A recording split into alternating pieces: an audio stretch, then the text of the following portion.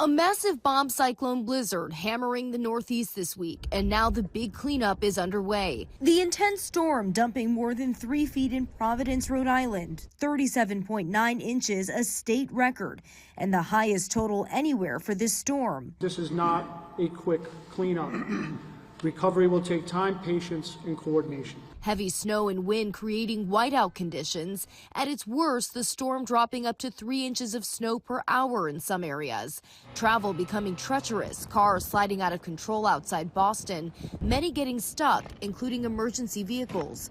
First responders and Good Samaritans joining forces to dig this one out. In New York City, trees snapping under the wet, heavy snow. Central Islip on Long Island saw the highest total in New York State with 31 inches.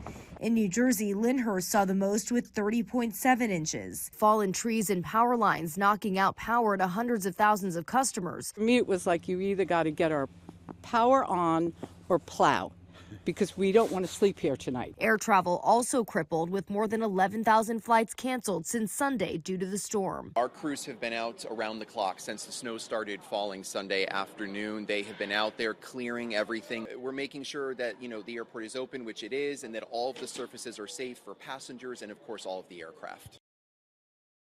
And unfortunately, we've got even more snow on the way here in the Northeast this week, which could make these cleanup efforts even more difficult.